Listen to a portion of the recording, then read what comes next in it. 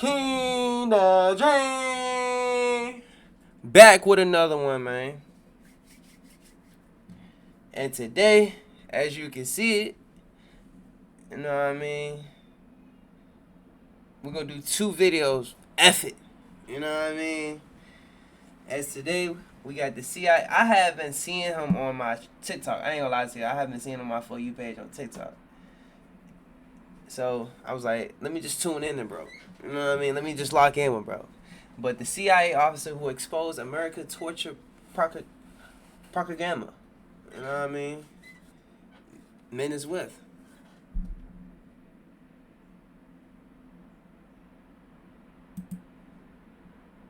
I don't even know how to say it proper. Programming. Words, he said, something terrible is going to happen. Let me see. We're on the phone with their students and they're crying. Camp commanders on the phone with their students and they're crying and saying, I'll see you in paradise. And he said, I'm begging you, if you have any sources inside Al-Qaeda, please help us.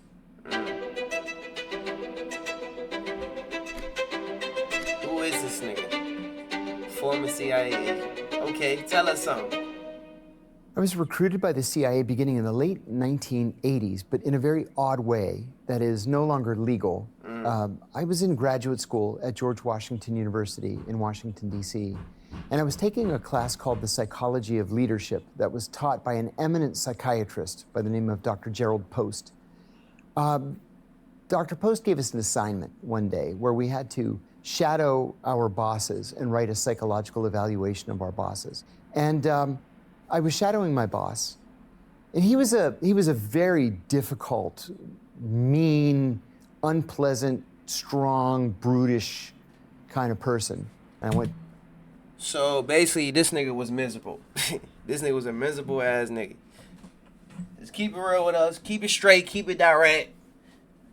Yeah, we had a miserable ass nigga. Back to my apartment, and I wrote my paper, and I said that he was a sociopath with psychopathic and possibly violent tendencies.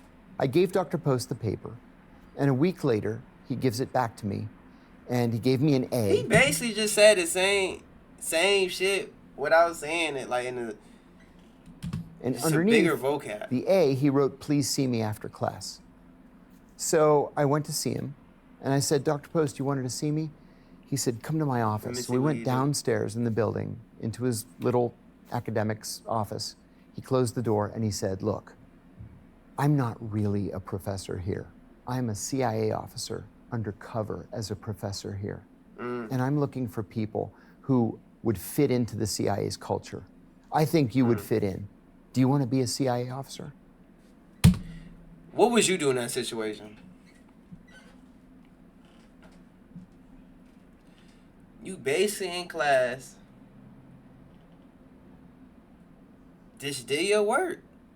Somebody presents you with a fat ass, a crazy ass job, and you like, bruh, this shit change your whole life. Whatever you thought you was ready to do in your future, well, you was wrong.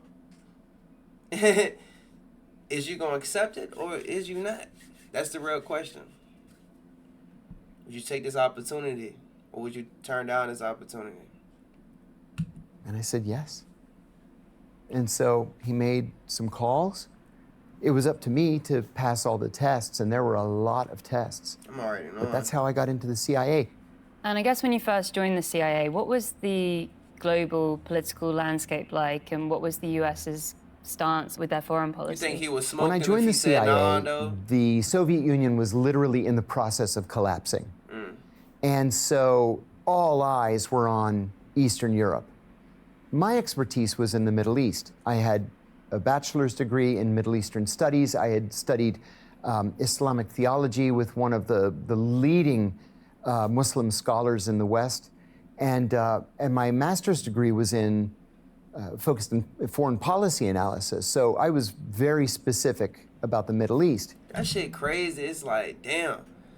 That's probably some CIA shit, because it's like, who's gonna be mastering in foreign policy? That's probably like some CIA had their own little program school and shit. And so I was assigned to Iraq, and I immediately became Saddam Hussein's classified biographer in the intelligence community. So while the Soviet Union is falling apart and those analysts are becoming big stars, I focused on Iraq, and then much to my shock and the world's shock, 9 months later, Iraq invaded Kuwait and overthrew the Kuwaiti royal family and seized Kuwait's oil fields. This was a naked act of aggression and war. And so I walked in that morning. I got up early because we knew that the invasion was coming. We predicted 30 days before that Saddam would invade Kuwait. But already ahead. I got into the office early, and my boss sort of intercepted me and said, "Don't take your jacket off. We're going to the White House." And I had never been to the White House before. So we got in a car, we drove to the White House, and we were... Yeah, he's making this shit sound so normal. Like, this is the average day at work. You know what I mean? Like, typical shit. You know what I mean? Like, this is crazy. Like, nigga, this wild. This some wild shit. You ready to say? I'm already escorted into the Oval Office. And keep in mind, I was 25 years old at the time.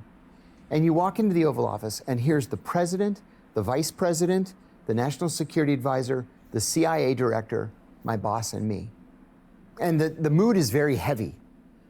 So everybody sits down, and the president says, Bro, well... he's right. Bro, imagine being there. You 25. I know your legs heavy.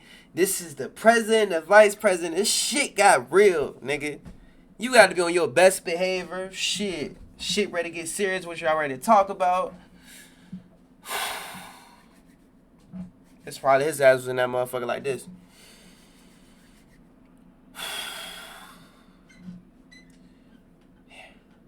Like, heavy as his I know his legs was heavy. You could just feel it in the atmosphere, bro. Now what do we do? And then everybody turns and looks at me. And it took me a second to get my bearings. And I said, well, the Kuwaiti government's been overthrown. The Iraqi government announced this morning that they had installed Ahmed al-Khatib as the occupation governor. What? That nigga said everybody looked at him. They looked at his ass. Oh, shit. They put his ass on the spotlight. Of Kuwait. I said, unfortunately, we happen to know a lot about Ahmed Khatib. He got a medical degree at the American University of Beirut, and his college roommate was George Habash, and together they created the Popular Front for the Liberation of Palestine. And the vice president says, Jesus Christ. And I thought, wow, this is bad. We finished the briefing, got up and walked out, and two things happened. My boss said to me, there's something you need to understand. He said, I'm not sure that you're appreciating the importance of what's happening. It's not unusual for a country that we cover to go to war. It's highly unusual for a country that we cover to go to war with us.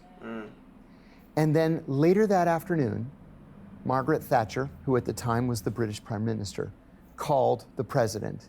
It was George H.W. Bush, and famously told him, these were her words, now's not the time to go wobbly, George. And that call was like a wake-up call for George H.W. Bush. And so we sent the largest army deployed since the end of the Vietnam War. We invaded Kuwait, we liberated it, and then the rest is history. You were then stationed in the Middle East. What was your role out there? Liberated? I served first in Saudi Arabia, then in Kuwait, and then I went back to headquarters for a while and decided that I so loved serving overseas that I wanted to do it on a longer-term basis. Nigga, that motherfucker is gone.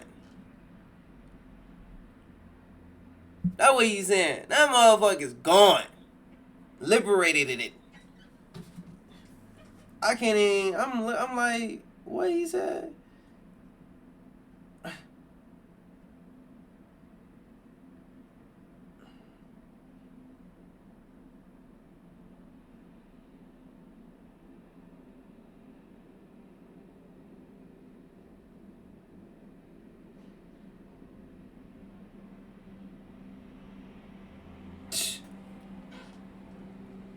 motherfucker is gone. We took over the motherfucker. I didn't even know. I thought that bitch mean gone. We took over. That's what we do. We America. That I so loved serving overseas that I wanted to do it on a longer term basis. So I applied for what's called a rotation at the State Department. And I mean, this was an honest to God State Department job where I left the CIA and I went to the State Department. I was sworn in as a Foreign Service officer, and I became the economic officer at the American Embassy in Bahrain for 2 years. And then back to headquarters to work on Iraq again. It's some crazy ass jobs, bro. I did get bored. After 7.5 years of Iraq, every single day Iraq. And so I made a very unusual transition from intelligence to operations, and specifically to counter-terrorist operations. And what does that mean? So as an analyst, your job is to sit in a cubicle, read all source intelligence that's coming in from all over the world, think the big thoughts, write papers that probably nobody will ever read. Once or twice a week, you write something for the president, if it's important enough to merit his attention. And then you go home at the end of the day. Counterterrorism operations was what you see in the movies. I went straight into weapons. And then after weapons, I went into explosives. After explosives, I went into counterterrorist driving, and then advanced counterterrorist driving, which was out in the desert out west. And then you learn how to spot, assess, develop, and recruit spies to steal secrets. And what year was this? That was 1997. And was there any other time in these years that you were questioning the ethics of the agency and the work you were doing? No, I didn't question the ethics of the agency at the time for a very specific reason. When Bill Clinton was elected president, he issued an order that the CIA had to, what they called, cull their recruited assets. Anybody who had what the White House described as a human rights problem was to be fired, right? So we didn't want to do business anymore in the 1990s with death squad leaders or assassins. Damn. And Clinton was serious death about squad that. leaders, assassins. And I remember saying to a colleague at the time, I can't believe they're actually serious about human rights. This is really a very pleasant surprise for me. Wow. But Bill Clinton wasn't president forever. He was only president for 8.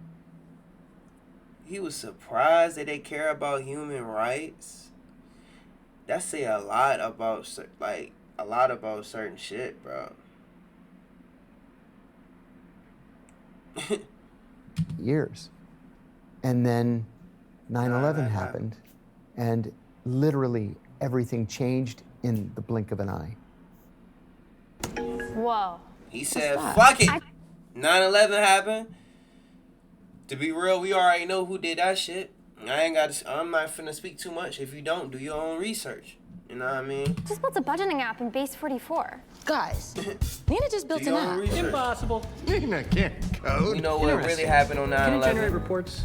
He said, fuck it. 9/11, boom. Everything changed. Fuck it. We destroying shit, everything. So in 2001, where were you working? What was your role at that time? In 2001, I had just returned from my first overseas operational tour in Athens. And I was working in headquarters, and my job was to train Middle Eastern intelligence services in how to carry out counterterrorism operations. And so I had to go to the White House on the morning of September 11th, 2001, with the director of the CIA's Counterterrorism Center, Ambassador Kofor Black. And tough ass name. I walked over to his office to tell him that our car was ready to take us to the White House. And when I got there, his secretary had a small TV on her desk because you couldn't watch TV on your computers back then. Of course. And the news was on, and one of the towers of the World Trade Center was burning. And I said, "What happened to the World Trade Center?" She said, "A plane had flown into it." And I said, well, you know, that happened once before. In 1932, a plane flew into the Empire State Building. but it was really raining and very foggy that day. It's so clear today. How can you not see that you're flying into the World Trade Center? And as soon as I said it, the second plane hit. And she turned to me and she said, "Did you see that, or did I imagine it?" And I ran back to my office and I said, "Guys, 2 planes just hit both towers of the..." I'm gonna say this shit because I wasn't alive when this happened. But bruh, if you really was watching that shit live or whatever, like that shit probably didn't even seem real. Like that shit probably didn't even seem real. That's like some movie ass shit, bro. No bullshit, bro. Like seeing this shit, watching it, knowing about this shit, but witnessing this shit yourself, it's a whole completely different experience. You know what I mean? World Trade Center. I think we're under attack. And then Knowing everybody about ran it, like up we already know about to war, how the dark shit director's get. office. TVs all over the place. Regular civilians and we're all hitting your just standing city there. and woo. And then the third plane hits the Pentagon. There was a... In America, that shit always been happening ever, but I know that shit hit different. When it's close to home, it hit different. You know what I mean? An officer from the CIA police force, we have our own internal police force, and he came in and he said, "Everybody evacuate, right now, everybody evacuate." Nobody budged. We just stood there. And then finally somebody shouted, behind me, somebody shouted, "Will someone please lead?" And Kofor said, "Yeah, you go to the director's office and tell him this. You go to security and tell him that. You go up to operations." You know, so everybody started to scramble. Headlights. The rest of us are just standing there. And then finally, a guy said to me, a guy I was standing next to, he said, "There's still a plane in the air. And I think we should probably assume that it's coming here." So my girlfriend, who later became my wife, she was also a senior CIA officer. She met me at my apartment, and we went to the roof and we watched the Pentagon burn for an hour. And then she said, "We should try to donate blood."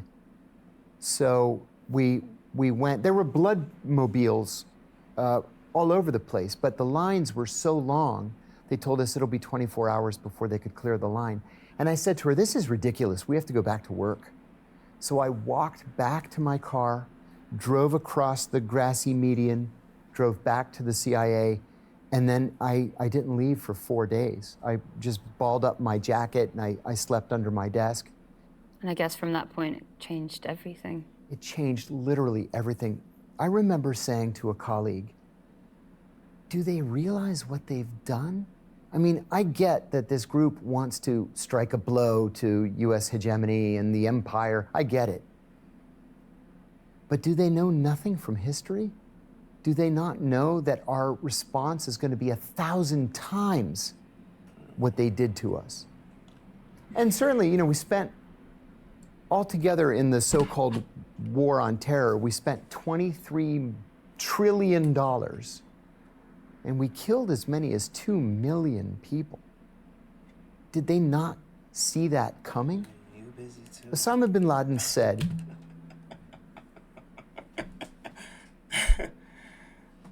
My bad, y'all. I'm sorry, bro. I dead ass zoned out. I ain't gonna lie. My mind was somewhere else. did they not see that coming?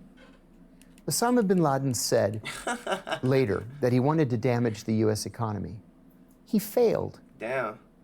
And he was responsible then for, you know, the deaths of an untold number of people.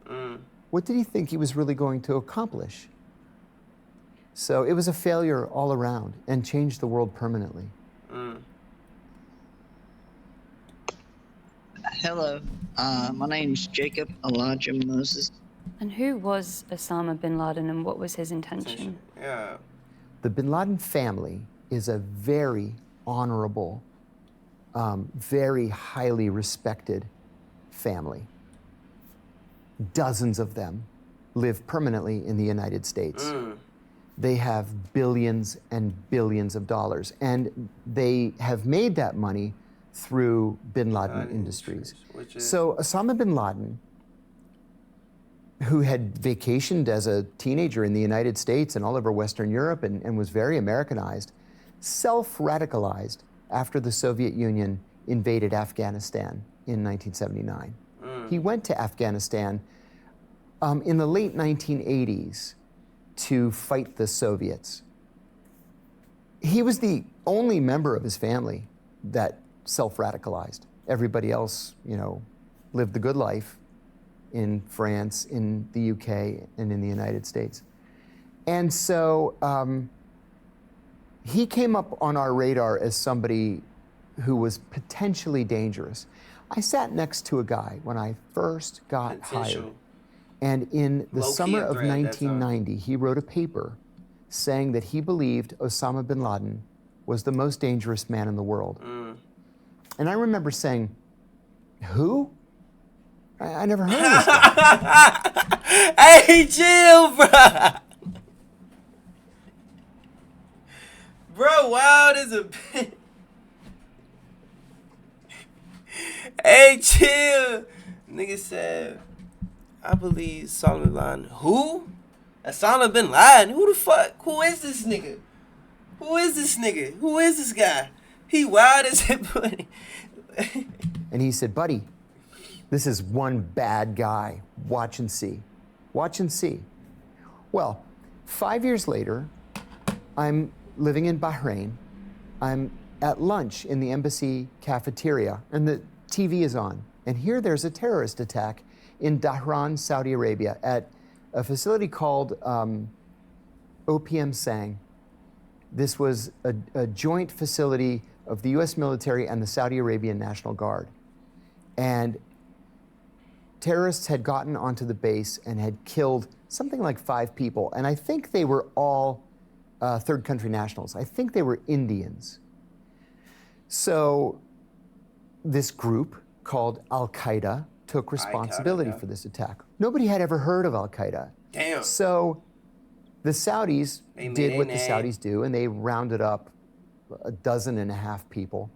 They all confessed using the identical language on national TV, and they were all immediately beheaded. Damn. Some of them may have had something to do with the attack. Some of them probably didn't have anything to do with the attack. Facts. But certainly the masterminds of this attack got away, bin Laden being the one, and he went to Afghanistan.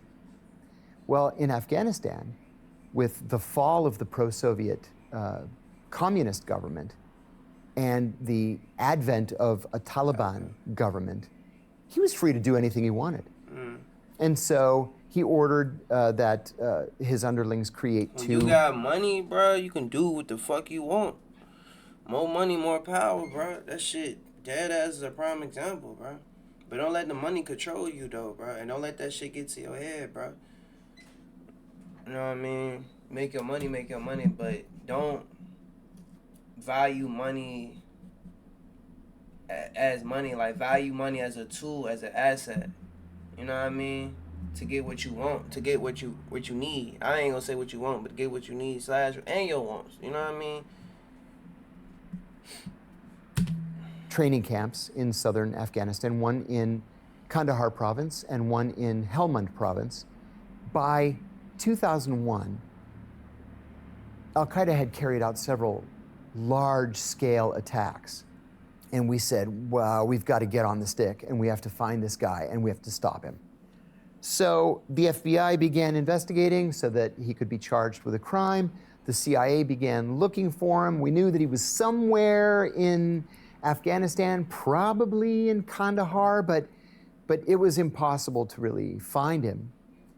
And then on July the 6th, 2001, I was at CIA headquarters, and I was entertaining a delegation from a Middle Eastern intelligence service. We did this literally every single day. I had arranged a briefing on Al-Qaeda with a young, like 23-year-old analyst. So I said, well, we're going to start off today with a briefing on Al-Qaeda. The door opens and Ambassador Black walks in big CEO. with the chief of operations for the Osama bin Laden group. And I was so shocked, I stood up and I said, gentlemen, this is Ambassador Kofor Black. He is the CIA's director of counterterrorism, and this is the director of operations for our Osama bin Laden group. And he sat down, and I'll never forget his words. He said, something terrible is going to happen. Damn, he already We don't know predicted when, that. and we don't know where, but we know it's going to be an attack on a massive scale. We're hearing code words for a huge attack. The honey salesman is coming with vast quantities of honey. There's going to be a great wedding. There's going to be a great football match. These are all code words for an attack. He said, we're hearing camp commanders on the phone with their students, and they're crying and saying, I'll see you in paradise. And he said, I'm begging you, if you have any sources inside Al-Qaeda, please help us. They were just as shocked by this briefing as I was. They didn't say anything. He got up, he shook their hands, they walked out. At the end of the day, I sent these guys back to their hotel. It was going to be a few hours before dinner. So I went to Kofer's office to thank him for spending the time. I said, Kofer, I have to ask you, I'm not working on Al-Qaeda. Did you say that just for their benefit, or were you serious? And he said, oh, I was deadly serious. Damn. Something terrible is going to happen. And then sure enough, 2 months later, there it was. From that moment after September 11th, you were very involved in tracking down senior members of Al-Qaeda. How did that work? Well, like everybody in the building, I volunteered to go to Afghanistan on September 12th. Damn, immediately. We own that. And I volunteered. We own that. We own that. We own that. Immediately. Immediately. Not even 24 hours. Immediately. We own that. Fuck that. Fuck that. Volunteered again and again and again, 4 times. And they kept putting me off. Well, I was one of only 16 fluent Arabic speakers at the CIA at the time. I had worked years earlier for the deputy director of the Counterterrorism Center, so I considered him to be a friend. I went into his office and I made a bold and completely empty threat. And I said, if you don't send me to Afghanistan right now, I am going straight to Exxon with my Arabic and I'm not looking back. And he says, take it easy, take it easy. Can you go to Pakistan? And I said, yes. When? He said, tomorrow. I said, yes. What do you want me to do there? He said, I want you to be the chief of counterterrorism operations. I said, fine. And so I left the next day. I arrived in Islamabad at 4 o'clock in the morning, and then the driver said, oh, I'll pick you up at 7 to take you in the office. And I said, oh my God, please. I can't sleep on planes. Damn. I haven't slept since I left Washington. It's been 24 hours. Let me have another hour, pick me up at 8. So he picked me up at 8. I was like a zombie. And I went in and introduced myself to the chief. And I said, I'm your new chief of counterterrorism. And he said, okay, have a seat. So he said, here's what I want you to do today. I want you to come up with a standard operating procedure to take down a terrorist safe house. And I said, okay. So I went back to my office and I sat with a legal pad and a pen. And I thought, okay, if I were going to take down a terrorist safe house, how would I do that? And then I thought, I would want it to be dark. I wouldn't want anybody to see me. So I wrote 0200 at the top of the paper. And then I thought, I need weapons, like lots of weapons. I bought guns, ammunition, night vision goggles, battering rams, bulletproof vests, knives, walkie-talkies. From scratch, we started this thing. And I thought, well, 9/11 is an open criminal investigation, so I have to invite the FBI. And this is Pakistan. It is their country, after all, so I have to invite the Pakistanis. So I wrote, joint team, CIA, FBI, ISI, with the list of weapons. I ordered the weapons. They were there, in days. So a week later, we did our first test raid. We caught 2 Al-Qaeda fighters. Another few days later, we caught an actual mid-level guy from Egyptian Islamic Jihad. It worked. And then finally, 6 weeks later, we get word from a sister agency in the Washington suburbs that Abu Zubaydah, who we believed at the time was the number 3 in Al-Qaeda, was somewhere in Pakistan, and we had to catch him. That was all we knew. He was somewhere in Pakistan. Damn. And I said, in our morning meeting, Somewhere I in said, Pakistan. this country is the size of Texas. It has 220 million people in it. What do you mean he's in Pakistan? Go catch him. A bunch of ants. Bunch of ants in this motherfucker. You talking about go catch them? How? Pimp, give me something to work with. But we came up with a plan, and we caught him. I don't know He how. was shot 3 times and severely wounded. So I sat with Abu Zubaydah for 56 hours after we shot him. The Pakistani doctors there saved his life, pumping blood into him as quickly as they could. It was just oozing out of him, pooling underneath the bed. He was soaked in blood. We were soaked in blood. It was like a scene out of a horror movie. But he lived. And then finally he asked me, what's going to happen to me? And I said, honestly, I don't know. Damn. But I'm going to give you some advice. I said, I am the nicest guy that you're going to meet in this experience. Snatching. My colleagues, they're not nice like I am. Snatching. So if you Straight do snatching. one thing, it's that you have to cooperate. And he said, you seem like a nice man, but you're the enemy. Ain't it? And I'll never cooperate. Facts. It's facts. Finally, Straight loyal a to the CIA bone, nigga. Facts. jet flew in. I can't get mad at him for 3 saying that. FBI That's real agents and shit. I picked up his gurney and carried him out to the plane. He was crying. He asked if I would hold his hand, which I did. We had to maneuver him. We had to stand him up on the gurney. He was strapped down. We had to maneuver him onto the plane. We laid him on the luggage rack at the back of the plane and tied him down. And he squeezed my hand, and I said, remember, you have to cooperate. And then he flew off. Well, a few weeks later, I flew back to headquarters. And I was in the cafeteria one day, just standing in the sandwich line.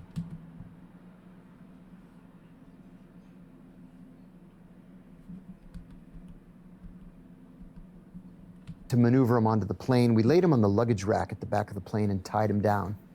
And he squeezed my hand, and I said, remember, you have to cooperate. And then he flew off. Well, a few weeks later, I flew back to headquarters. Wait. Am I hearing this wrong? Squeezed my hand, and I said, remember, you have to cooperate. And then he flew off. Am I hearing this right? What you mean he flew off? What you mean he flew off? Like, what you mean he flew off, though? Like, what you mean he flew off, bro? Like, I'll make sure I'm hearing this shit right. Like, he flew, then he flew. That's crazy. Fuck it. You want to cooperate? You're done. They not playing no games. But I can respect, bro. Loyal to the bone. Cause they gonna kill him. They gonna kill his ass anyways, and he understand that. You know what I mean? So you gonna do something? Do it, bro. You made your bed. You gotta lay your head in it. You know what I mean? Like dead ass. You gonna do something? Do it, bro. And it come with whatever action, the consequences that come with your actions. You gotta put up with it. You gotta deal with it, bro. You gotta accept this shit for what it is. Cause you know better. You know what I mean? So whatever you do, think before you do some shit. Cause these the actions. Actions have consequences, bro. Whether that's good or bad, your action have consequences, bro. You know what I'm saying? So think before you do something stupid, before you put your life on the line, put your life in jeopardy, whatever the case may, whatever situation you may be in, think to yourself, ask yourself, is it worth it? You know what I mean? Because the consequences going to come back. Well, a few weeks later, I flew back to headquarters. And I was in the cafeteria one day, just standing in the sandwich line. And a senior officer walked up to me and said, very casually, hey, I'm so glad I ran into you. Do you want to be certified in the use of enhanced interrogation techniques? Huh? I had never heard that term Had before. to say yeah. This was May of 2002. Had to say yeah. That shit sound cool. I said, what's that mean? And he says, we're going to start getting rough with these guys. And I said, well, what does that mean? And he described these 10 techniques. And I said, that sounds like a torture program. Yeah, and he said, it's not torture. The Justice Department approved it, and the president signed it. We're going to start soon. You want to be in? And I said, let me think about it. I consulted a very senior officer, went back downstairs, and I said, this is a torture program. I have an ethical and moral problem with it. I think it's illegal, and I'm not interested. Okay. Well, Of the 14 people that they approached, I was the only one who said no. And on August the 2nd, 2002, CIA began to torture Abu Zubaydah, and they tortured him mercilessly. Oh, And never what mind. method I of was ready torture to were say. they? Well, they were supposed to start He flew off, and I was like, oh shit. I don't know what the fuck that supposed to mean. I thought, bro, they just fuck it. He was done. off with the least dangerous and least offensive technique, which was called the attention grab, where you grab him by the shirt and like, nigga, give say him a something. shake and say, "Answer my questions." I ain't know. And it gets gradually worse. Smack from his there. ass, but they didn't slapping do his that. ass. They started with the worst technique, waterboarding. Oh, damn. They strapped him down. Oh, shit. Fuck it.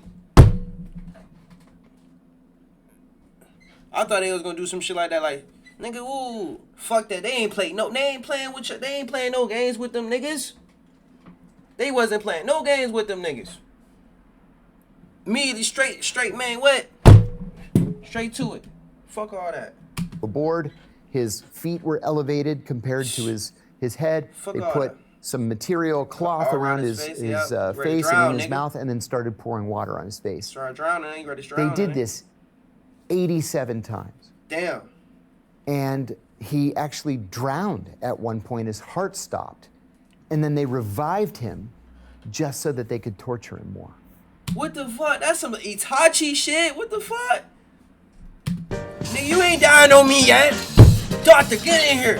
Well, I'm gonna get this thing in the air. That's how I feel. Nigga, you ain't reviving on me yet. If you ain't dying on me yet. Doctor, get in here and save his life. You ain't done. You thought you was done? Don't care about Nah. the situation, then click.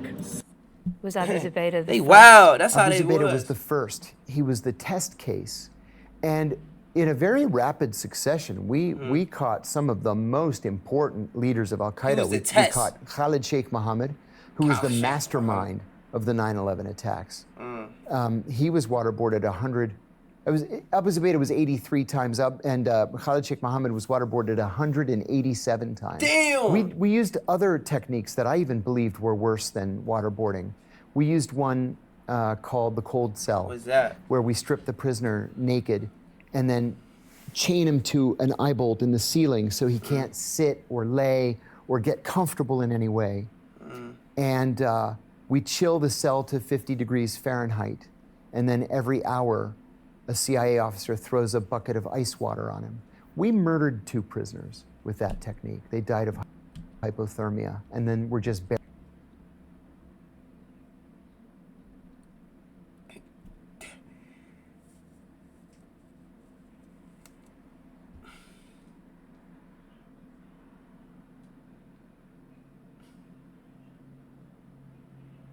That's some torturing shit.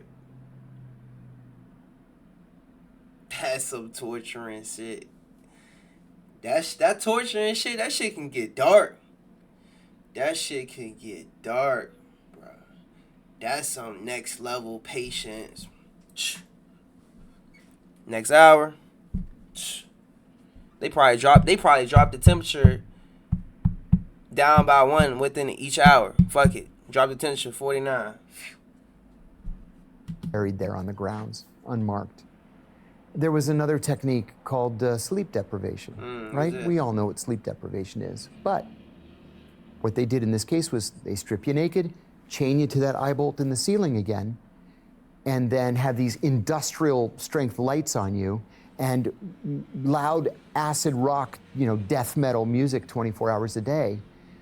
We know from the American Psychological Association that people begin to lose their minds at day 7, and they begin to die at day 9. Your organs shut down. The CIA kept people awake as long as 12 days, and people did lose their minds. So it just got worse and worse and worse, and I kept waiting for somebody to say something. These techniques were successful in gathering intelligence? Well, see, that's the thing, is all of these techniques were unsuccessful in gathering intelligence. So you did all that for nothing. The intelligence that Chris Stanley was ready to die behind that shit, bro. So if you ain't ready to die behind no shit, then get the, bro. You know? They was ready to die behind that shit they did, bro. So how the fuck they got the information through spies? Gathered successfully was intelligence gathered by the FBI in the person of Ali Soufan, who was an FBI agent who used the tried and true FBI technique of establishing a rapport with the prisoner, a relationship. You offer him a cup of tea, a cigarette, an orange, a piece of paper to write a letter to his mother. Cause once you in that jail, bro, some niggas you're forgotten, bro, and that's real life shit. When you behind that cell, you're going to be forgotten, bro. That okay, cool, done 1-2 years, but imagine you gotta do 20 years. Niggas ain't gonna be picking their phone calls up like how they used to. Niggas ain't gonna be, imagine doing 12 years, 15 years. You think niggas ready to call, answer the phone for your ass every day? Them shit slowly fade away. That shit slowly start to fade away. It's gonna get real quiet. You gonna start being by yourself. You gonna realize that shit wasn't worth it, bro. Niggas don't give a fuck about you like they think. Like you think. Keeping it real. Beat him and torture him and kill him. And so, under Ali's, guidance, Abu Zubaydah gave us actionable intelligence that saved American lives. And the CIA would start torturing him, and he would go completely silent. So it was not just wrong, ethically and legally, but it didn't work. If anything, it just made the situation worse. What was the turning point? Oh, my bad. And the reason why I said that shit because, bro, letter to his mom, they looking out for the niggas. So shit, these niggas looking out for me and my own peoples why I'm in this bitch for a reason, you know what I mean? They don't give a fuck about me no more. Shit, I might as well go ahead and tell them shit, because they don't give a fuck. That's how he look at it. That's how he carried it, bro. Y'all carried me, so I'm going to carry y'all ass. That's how he took it. You know what I mean? I don't blame him, That made you decide to go public about this torture That's probably... program. This program was so clearly wrong to me that I anticipated someone going public, and no one went public. Well, I resigned from the CIA. Effective spring of 2005. Why didn't you? And why went didn't into the you private public? sector. They probably gonna In smoke December his of 2007, I got a call from a Smart reporter enough. from ABC News, which is one of the major major networks in the United States, the American Broadcasting Corporation. And this journalist said that he had a source who said that I had tortured Abu Zubaydah. I said that was absolutely not true. I was the only person who was kind to Abu Zubaydah. Nigga snatched. And he said, well, you're welcome to come on the show and defend yourself. I didn't know that was a reporter's trick. I'd never spoken to a reporter before. I said, yeah, I'll think about it. Well, 2 days later, President Bush gives a press conference in which he looks in the camera and he says, we do not torture, like that. And I said to my wife, he is a bald-faced liar. Facts. He's But looking like, the American... come on, bro. You think, bro. I'm not saying it, bro. Torturing legally, illegal. Bro, this nigga did some wild shit. You think niggas ready to carry it on some legal shit? You know what I mean? I'm just keeping it real. This nigga just did some wild ass shit to the state, to America. You think niggas ready to carry it on some legal shit? Hell no. You ready to get tortured. We ready to torture your bitch ass. Cause what? I'm keeping it real. People in the eye and he's lying. And then 2 days later, he was walking to the helicopter to fly to Camp David. And reporters always shout questions at the president when he's walking in a helicopter. And usually he just goes like this, like he can't hear, and waves. They can always hear. So a reporter shouts a question about torture. And he turns and he says, well, if there is torture, it's because of a rogue CIA officer.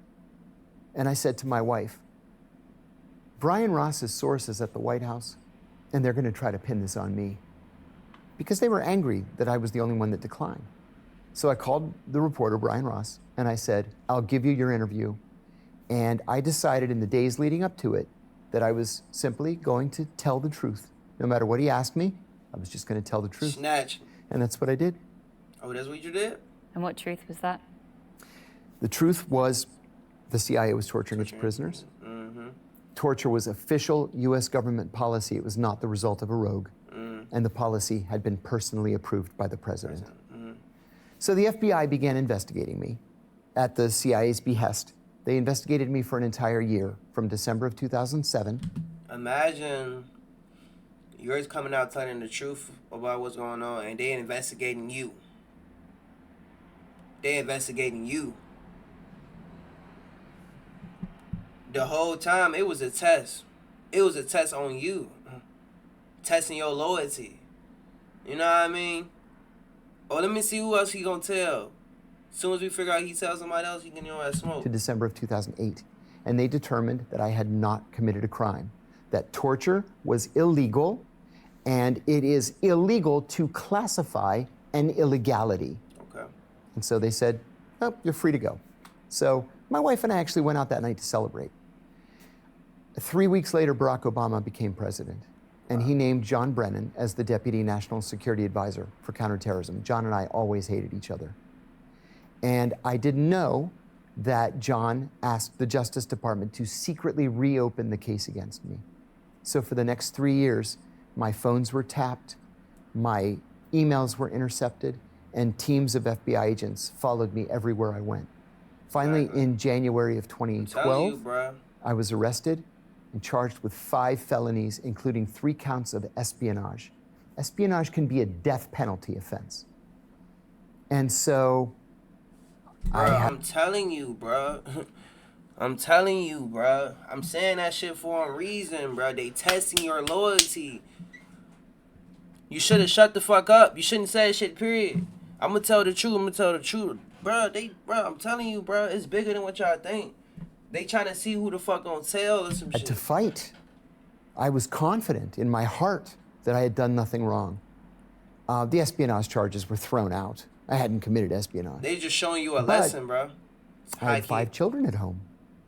And I had gone bankrupt because of the legal fees. I actually still owe my attorneys $1,150,000 that they'll never see.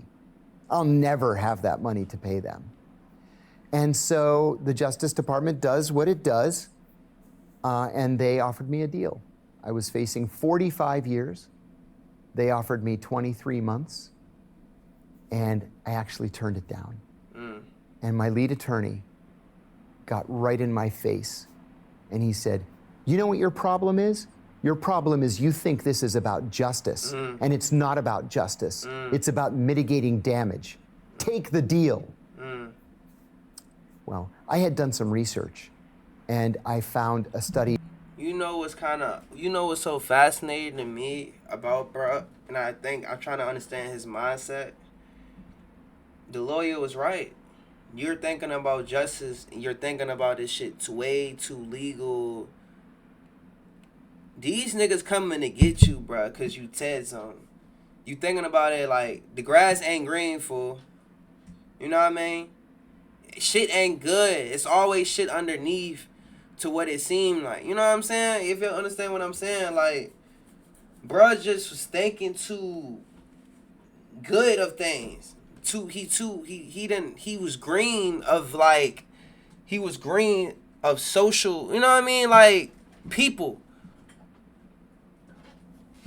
By ProPublica that found that the government wins 98.2% of its cases. He was too green, fool. And he said, do you really want to roll the dice? Damn. So I took the deal. He's too green, bro. Because you said something. I'm telling you, bro. They tested this nigga loyalty. Oh, just tell the truth. You could have said, nah, woo. Now they did that shit. They set you up, bro. They was following your moves whole time. You thinking shit sweet. Shit ain't sweet, bro. They playing, they part on your ass. And you served those 23 months? I served every single day of those 23 months. Every day. Well, first of all, I should say, I have 0 regrets. Somebody had to say something. 0 regrets because I wanted to be able to sleep at night. I wanted my children to be proud of me. And I didn't want future generations to say, you know, that Kiriakou guy, he could have stopped this. And he didn't. You know, what kind of person is that? I wanted to be on the right side of this. I knew what was right and wrong. It was clear. It was obvious. There were a lot of bad guys in very senior, important roles. at the CIA. I had to counter that. And you know, I said also that these CIA people, if they thought that prison was going to cow me, was going to silence me, they didn't know me at all. So in my view, I won. And you think it's had an impact on the way the CIA operates now? It has absolutely, definitely had an impact. In fact, when Gina Haspel became the CIA director during the first Trump administration, we used to call her Bloody Gina because she was the godmother of the torture program. Damn. In her confirmation hearings before the Senate Select Committee on Intelligence, she said that the torture program was wrong. Oh, wow. And that she wished she had that nothing shit probably to do with was it. like dehumanizing. I can't even talk. Dehumanization. My bad. But shit, bro, nigga, wild, they brain, what? You can't expect that shit though, bro. I ain't gonna say I like. If you did some wild big shit like that, you can't expect shit to be sweet. Oh, we finna. Can't expect that, bro. This not the real And world. I said, I call that a victory. Any intelligence officer or anyone that kind of witnesses wrongdoing and they want to speak out, what advice would you give to someone? You can't expect shit to be sweet. You have to go with your conscience. The CIA likes for its officers to believe that everything in life is a shade of gray. And that's just simply not true. Fact. Some things in life are black and white, right and wrong. And deep down, we know what's right and what's wrong. True. So trust yourself. Trust your judgment, even if you know there's going to be fallout. He said some real shit. Trust yourself. If you can't trust your judgment, then like, how can you not trust yourself? You can't trust the decision you make. You can't trust your conscience. Like, you gotta trust yourself, bro. Cause he right, deep down inside, like, we know right from fucking wrong. Deep down inside, we know right from fucking wrong, bro. So if you choose to do some bad shit, that's your decision, bro. Especially you get older, bro. We know right from wrong, bro. Since a child, bro. So whatever, like I said, y'all, everybody, we grown. We all adults. We know we all can make our own decision. If you grown, if you even a young teenager, whatever the case may be, whoever popped up on this video, bro, just think about that. When you do something, your actions, think about the consequences that come behind them before you do something. You know what I'm saying? If you're going to do something, then go all the way out to do it. Don't back out. Don't half foot in the shit. Just go for it. You know what I'm saying? Put both your feet in. You know what I mean? So just always keep that thought in mind. You feel me? So with that being said, Keem the Dream, I'm out. Well, this is my second channel for real. But still, Keem the Dream, I'm out. Peace out. Talk to y'all later.